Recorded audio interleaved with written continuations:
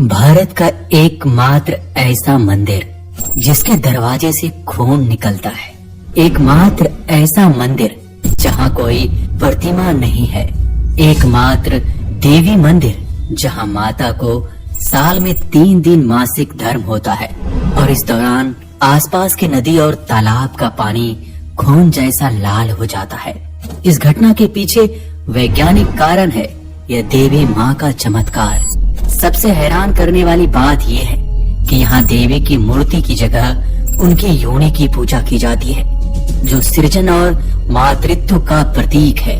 कहा जाता है कि इस दुनिया में कोई ऐसी जगह है जहाँ सबसे ज्यादा तांत्रिक क्रियाएं होती है तो वो है ये मंदिर। इस मंदिर को देश भर के तांत्रिकों का प्रमुख स्थान माना जाता है, जहाँ वशीकरण, काला जादू और तंत्र मंत्र की साधना की जाती है। आपने जानवरों की बलि तो सुनी होगी, पर चौंकाने वाली बात ये है कि इस मंदिर को मानव बलि की प्रथा से जोड़ा जाता है। ऐसा भी माना जाता है कि यहाँ आज के समय में भी मानव बलि दी जाती है। क्या ये मुमकिन है या सिर्फ अफवाह?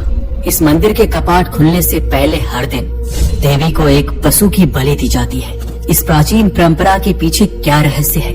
ये शक्तिपीठ और भी विशेष तब बन जाता है जब देवी 10 महाविद्याओं के साथ विराजमान होती है। आखिर ये 10 महाविद्याएं कौन सी है और उनकी शक्तियाँ क्या है? तांत्रिक आखिर यहाँ पे अपनी तंत्र साधना क्यों करते हैं?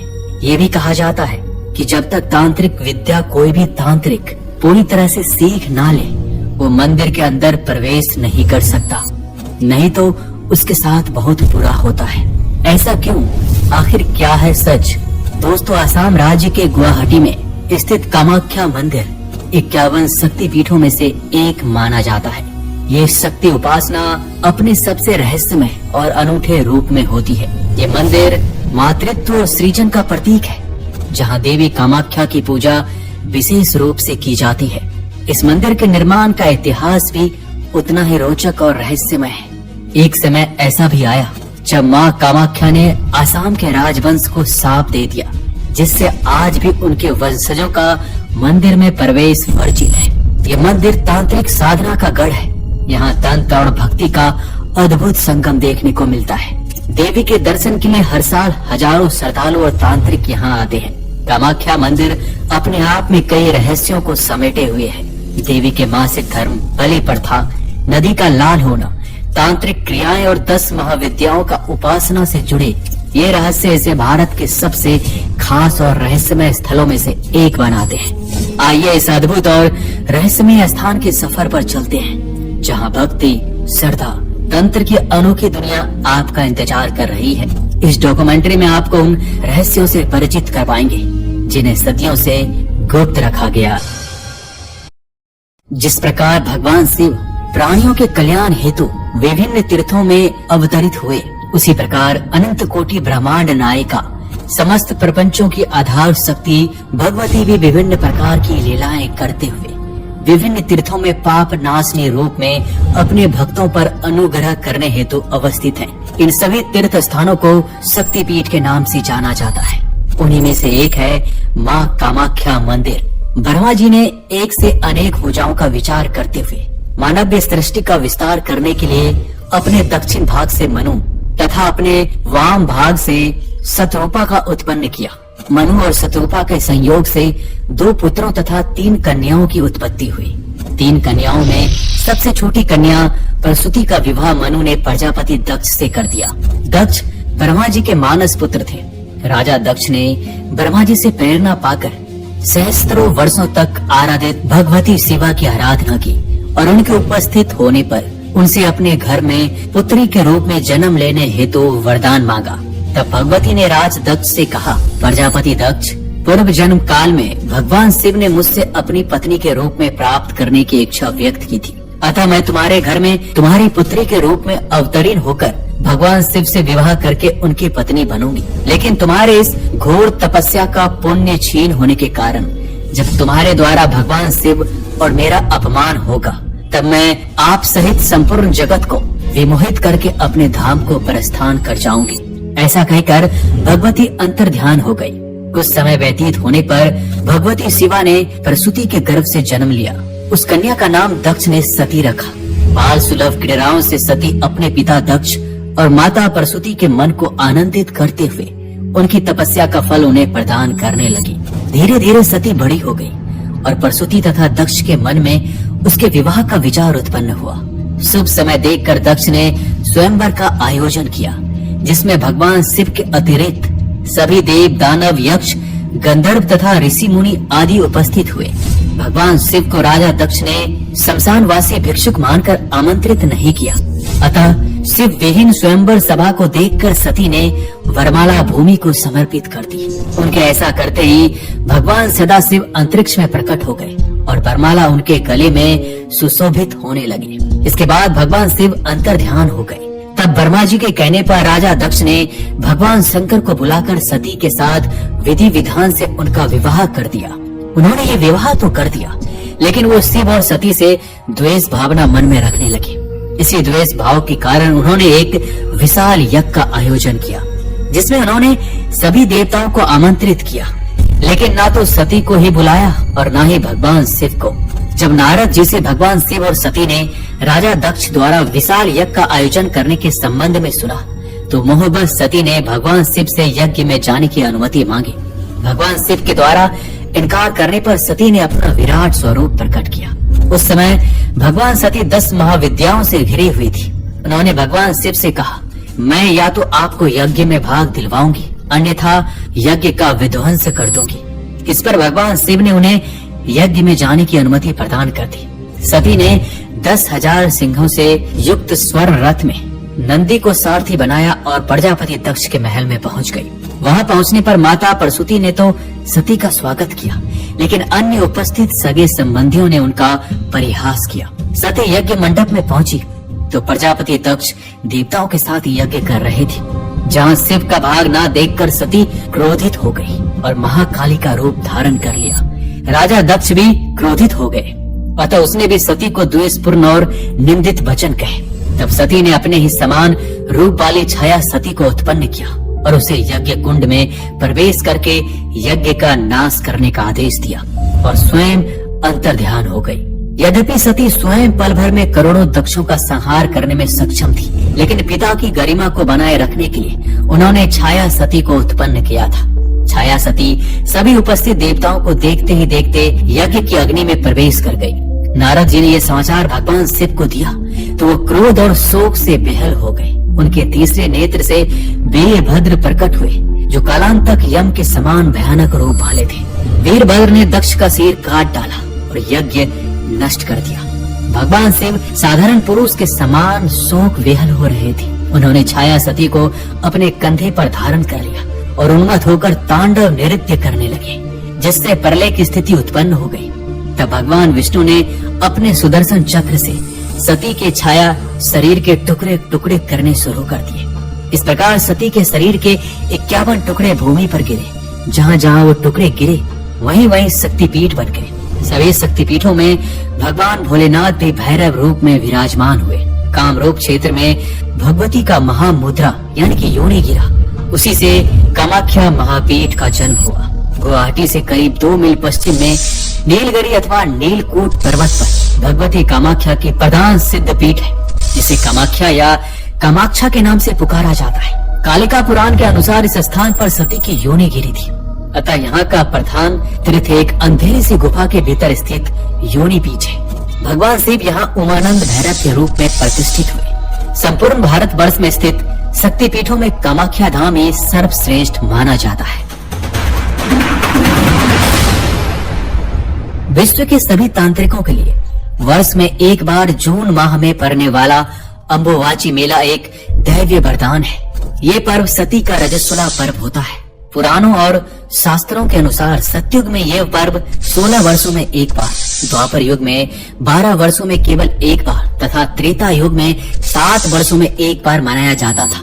कलयुग में ये पर्व प्रत्येक वर्ष जून के उत्तरार्ध में तिथि के अनुसार मनाया जाता है। अंबुवाची मेले के दौरान यहाँ बहुत ही अनोखा और चमत्कारिक प्रसाद भक्तों को मिलता है, जो है लाल रंग का गीला वस्त्र। बताया जाता है कि देवी के रजस्वला होने से पूर्व माता कामाख्या की प्रतिमा के आसपास सूखा सफेद कपड़ा बिछा दिया जाता है और मंदिर के दरवाजे बंद कर दिए जाते हैं। लेकिन 3 दिन बाद जब कपाट खोले जाते हैं तब ये वस्त्र माता की रज के कारण रक्त जैसे लाल हो जाते हैं और इस दिव्य प्रसादी वस्त्र को अम्बुवाची वस्त्र कहा जाता है। ऐसी मान्यता है कि इस वस्त्र को धारण करके शक्ति की उपासना करने से सिद्धि सुलभता से प्राप्त हो जाती है। हर वर्ष इस मेले के दौरान पास में बह रही ब्रह्मपुत्र नदी भी लाल रंग की हो जाती है, जो कि कामाख्या देवी के रजस्वला को दर्शाता है। इन दिनों इस नदी में स्नान करना भी वर्जित माना जाता है। कामाख्या मंदिर के निर्माण से जुड़ी एक कथा के अनुसार मां सती के आत्मदाह के बाद भगवान शिव समाधि में चले गए। उसी दौरान तारकासुर नाम के एक दैत्य ने ब्रह्मा जी की तपस्या कर बहुत सी शक्तियां प्राप्त की और अपनी उन शक्तियों के बल पर उसने 3 लोकों में आतंक मचा दिया। तारकासुर के आतंक से परेशान होकर जब सभी देवताओं ने ब्रह्मा जी से उसके अंत के बारे में पूछा तो उन्होंने कहा कि भगवान शिव का पुत्र ही इस असुर का वध कर सकेगा। भगवान शिव की समाधि को भंग करने के लिए कामदेव को बुलाया गया और उन्हें भगवान शिव की समाधि भंग करने को कहा। कामदेव ने अपने बाणों से शिव जी की समाधि भंग कर दी, जिसके बाद आंख खुलते ही महादेव ने क्रोध में आकर कामदेव को भस्म कर दिया। कामदेव की पत्नी रति ये देखकर बहुत ही दुखी हुई और अपने पति को दोबारा जीवित करने की प्रार्थना करने लगी। भगवान शिव ने रति का प्रार्थना स्वीकार किया और कामदेव को पुनर्जीवित कर दिया, लेकिन उसका रूप रंग और शक्तियां गायब हो गई थी। कामदेव अपना रूप रंग और शक्तियों को खोने के बाद बेहद दुखी थे। सौंदर्यहीन कामदेव ने भगवान शिव से प्रार्थना की उन्हें पहले जैसा बना दे। तब शिवजी ने उनसे कहा कि नीलांचल पर्वत पर सती के जन्नांग है, अगर तुम वहाँ पर एक भव्य मंदिर का निर्माण करोगे तो तुम्हारा रूप सौंदर्य वापस आ जाएगा। इसके बाद कामदेव ने मंदिर बनवाने के लिए देव शिल्पी भगवान विश्वकर्मा को बुलाया। मंदिर का निर्माण पूरा होते ही कामदेव को अपना रंग रूप और शक्तियां वापस मिल गई। तभी से इस क्षेत्र को कामरूप के नाम से जाना जाता है। दोस्तों, कामाख्या मंदिर के पास अधूरी सीढ़ियां भी मौजूद है, जिसे लेकर एक कथा प्रचलित है। इस पौराणिक कथा के अनुसार माँ कामाख्या की सुंदरता देखकर नरकासुर नाम का राक्षस उन पर मोहित हो गया। उसने माँ कामाख्या के सामने विवाह का प्रस्ताव रखा। तब देवी ने उससे छुटकारा पाने के लिए एक शर्त रखी। शर्त ये थी कि अगर नरकासुर एक ही रात में नीलांचल पर्वत से मंदिर तक सीढ़ियां बना पाएगा तो वह उनसे विवाह कर लेगी। नरकासुर ने देवी की शर्त को स्वीकार कर लिया और सीढ़ियां बनाने लग गया। नरकासुर के काम को देखकर माँ कामाख्या को लगा कि वह इस कार्य को पूरा कर लेगा। तब उन्होंने एक योजना बनाई जिसमें एक कौवे को मुर्गा बनाकर उस समय सुबह होने से पहले ही बांग देने को कहा। बांग सुनकर नरकासुर को लगा कि वह शर्त हार गया, लेकिन जब उसे सच का पता चला तो वह गुस्से में आकर मुर्गे की बलि दे दी। इसके बाद भगवान विष्णु ने नरकासुर का वध कर दिया। जिस स्थान पर मुर्गे की बलि दी गई उसे कुकुराक्ता नाम से जाना जाता है। एक्सपर्ट्स की माने तो मंदिर या इसके आसपास के इलाके में नरबलि की परंपरा कभी नहीं रही है। इस मंदिर को बदनाम करने की कुछ लोगों की साजिश हो सकती है। वह बताते हैं कि किसी जमाने में यहाँ दुर्गा पूजा के समय नरबलि की परंपरा का जिक्र जरूर मिलता है, लेकिन अम्बुवाची मेले के दौरान ऐसी कोई परंपरा कभी थी ही नहीं।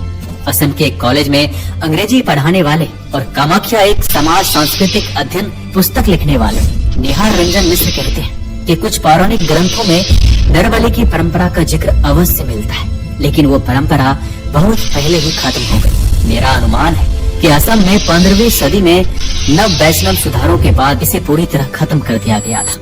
राज्य के मंदिरों पर शोध करने वाले सूर्यदास कहते हैं कि इतिहास में इस बात का कोई ठोस सबूत नहीं मिलता कि कामाख्या मंदिर में कभी नरबलि की परंपरा थी। कालिका पुराण में इसका जिक्र अवश्य मिलता है, लेकिन सब कुछ रहस्य के गहरे आवरण में छिपा है। दोस्तों, हाल ही की बात करें तो 19 जून 2019 को अम्बुवाची मेले के दौरान मानव बलि के नाम पर एक महिला का सिर काट दिया गया था, जो मंदिर की सीढ़ियों पर मिला था। बताया गया है कि आधी रात को भूतनाथ मंदिर में पूजा करने के बाद सभी पहले कामाख्या मंदिर गए और बाद में बगुला मंदिर के पास शमशान घाट गए। पीड़िता को जय दुर्गा मंदिर ले गए। वहाँ पूजा की शराब और मांस का सेवन किया। पीड़िता को इस बात का अंदाजा नहीं था कि पूजा के बाद उसकी बलि देने के लिए ले जाया जा रहा है। बाबा ने अपनी पीठ पर एक कंबल लपेटा हुआ था, उसे जय दुर्गा मंदिर की सीढ़ियों के ऊपर फैला दिया। महिला को उस पर लेटने के लिए कहा। फिर उन्होंने उसके सिर और हाथ पकड़ लिए। इससे पहले कि वह बचने के लिए कोई कदम उठा पाती, उनमें से एक ने कामाख्या माँ को प्रसन्न करने के लिए मानव बलि के नाम पर चाकू निकाल लिया और उसका सिर काट दिया। उन्होंने शरीर और कंबल को फर्श पर छोड़ दिया, जबकि सिर को एक पॉलीथीन बैग में पैक कर दिया और कटे हुए सिर को आरोपियों ने ब्रह्मपुत्र नदी में फेंकने का दावा किया। इस मंदिर में योनि स्थापित होने के कारण साल में 3 दिन माँ रजस्वला रहती है। इन 3 दिनों तक कामाख्या मंदिर के कपाट बंद रहते हैं। कामाख्या देवी तांत्रिकों की मुख्य देवी है।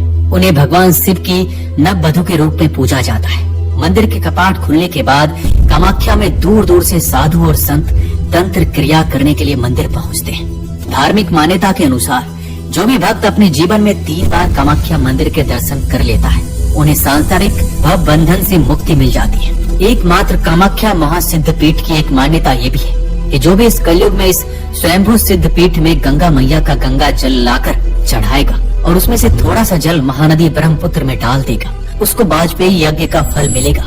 क्योंकि ये सभी पृथ्वी के सभी लोगों की दिव्य शक्तियों का शक्ति केंद्र हमेशा रहा है। माँ महाशक्ति महाकाली ने 10 सबसे बड़े रूप लिए थे, जिनमें से कुछ रूप सौम्य और कुछ रूप रौद्र थे। 10 महाविद्याओं के इन रूपों में जो सौम्य रूप है, उनको तांत्रिक इतना तवज्जो नहीं देते जितना कि उग्र स्वभाव के रूपों को। तांत्रिक जो कि कृष्ण तंत्र का ज्यादा आवाहन करते हैं, तो इस आवाहन हेतु उन्हें उग्र देवताओं की आवश्यकता होती है। ऐसी देवताएं जो उग्र भी हो और समस्त तंत्र को वश करके शत्रु दमन करने वाली भी हो। ऐसी प्रबल उग्र तथा तंत्र में महारत हासिल करवा शत्रु मर्दन करने वाली देवता ऐसी तांत्रिकों को न सिर्फ सुरक्षा प्रदान करती है, बल्कि अनेक सिद्धियां प्रदान कर कृष्ण तंत्र का ज्ञान भी प्रदान करती है। इस 10 महाविद्याओं में माता कामाख्या और माँ तारा, ये दोनों तंत्र की सबसे श्रेष्ठ देवताएं मानी जाती है। इसलिए ये जगह इस तरह की साधनाओं के लिए उपयुक्त बन गया है।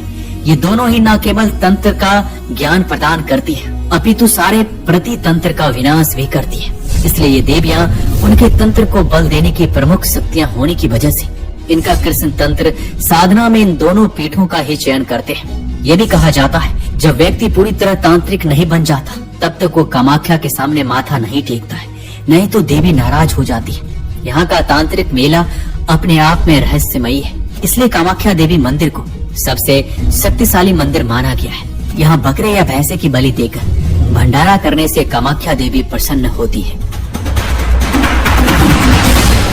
भारत जादू और अध्यात्म की भूमि है। जहाँ जादू है, वहाँ कुछ गहरे और काले रहस्य भी है, जो 21वीं सदी में रहने वाले लोगों के लिए अविश्वसनीय है। कुछ ऐसे अभिशाप और वरदान है जो 21वीं सदी में आज भी काम कर रहे हैं। ये वो श्राप है जो 500 से 1000 साल पहले हुए थे, लेकिन आज भी शापित लोगों और उनके परिवार के सदस्यों को परेशान कर रहे हैं। ये सांप पीढ़ियों से चलते आ रहे हैं और सांपों का पालन करने वाले लोग या राजवंश आज भी इस तथ्य से उबर नहीं पाए हैं कि उनके पूर्वजों को सांप दिया गया था।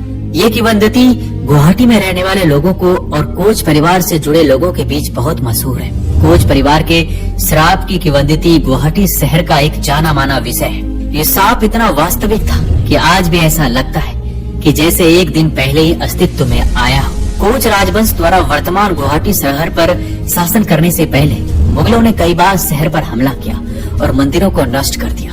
मुगल जनरल काला पहाड़ द्वारा नष्ट किए गए मंदिरों में से एक नीलांचल पहाड़ियों की चोटी पर स्थित कामाख्या मंदिर था। कामाख्या मंदिर भारत के मुख्य शक्तिपीठों में से एक है और 4 प्रमुख आदि शक्तिपीठों में से एक है। गुवाहाटी शहर में कोच राजवंश की स्थापना के बाद कोच राजा नर नारायण ने इस विशाल क्षेत्र पर शासन किया। उनके भाई चिलाराय उनकी सेना के सेनापति थे। जब राजा को मंदिर के बारे में पता चला तो वह और उनके भाई मंदिर गए और मंदिर का एक हिस्सा खंडर में पाया। उन्होंने मंदिर को अपनी पारंपरिक वास्तुकला में डिजाइन किया और उनका पुनर्निर्माण किया ताकि लोग देवी की पूजा जारी रख सके। ऐसा कहा जाता है, एक बार कोच राजा नर नारायण अपने राज्य के पुजारियों को जमीन दे रहे थे और वहाँ उनकी मुलाकात केंडू कलाई नामक एक पुजारी से हुई। उनके ज्ञान से खुश हुए राजा ने उन्हें जमीन का एक टुकड़ा दिया और मंदिर का मुख्य पुजारी बना दिया। केंडू कलाई ने मंदिर के रखवाले और मुख्य पुजारी के रूप में काम करना शुरू कर दिया। कुछ दिनों बाद राजा को पता चला कि जब केंडू कलाई मंदिर के अंदर पूजा करता है तो वह गहरी समाधि में चला जाता है और जब वह गहरी समाधि में चला जाता है तो देवी स्वयं मंदिर के अंदर नृत्य करती है। जब राजा ने इस कहानी के बारे में सुना तो वह उसकी पुष्टि करना चाहता था कि क्या ये सच है। उसने केंदुकलाई को बुलाया और उससे पूछा कि क्या देवी मंदिर के अंदर नृत्य करती है। जवाब में केंदुकलाई ने कहा कि ये सच है कि जब वह पूजा करता है तो देवी मंदिर के अंदर नृत्य करती है।